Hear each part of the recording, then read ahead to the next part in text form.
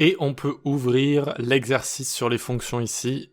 Voilà, donc on va avoir une page avec plusieurs exercices. Donc les fonctions, je vous laisse ouvrir la console juste ici, très bien. On va commencer tout en haut, juste là, pure ou pas. Écrivez une fonction pure, divided by 10, qui sert à diviser un nombre par 10. Écrivez cette fonction sous la forme d'une fonction fléchée, puis commentez-la et écrivez cette même fonction sous la forme d'une fonction classique. Voilà. Premier exercice, plutôt simple.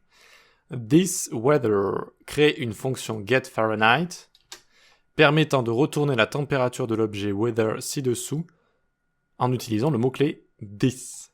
Formule Celsius to Fahrenheit, c'est ceci. C'est Celsius fois 1,8 plus 32. Voilà, donc vous avez un objet weather avec la ville de Londres, il fait 16 degrés, ça fait combien en Fahrenheit? Vous devez créer une méthode dans cet objet qui permet de retourner ça. Ok, ordre supérieur. Écrivez une fonction d'ordre supérieur are from nationality permettant de tester si toutes les personnes d'un groupe sont d'une certaine nationalité. On doit pouvoir réutiliser la même fonction pour tester autant de nationalités qu'on veut.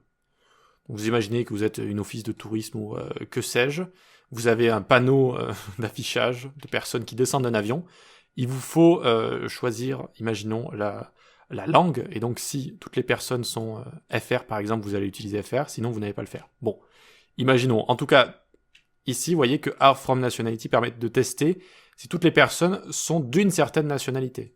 D'accord? Donc on retourne true ou false. Si vous exécutez cette fonction avec FR par exemple, ici, vu que j'ai Jack qui est anglais et Julia qui est italienne, ça va retourner false. D'accord? Sinon, ça retourne true. Voilà. Donc à vous de créer cette fonction. Génial, on se retrouve dans la prochaine vidéo pour coder tout ça.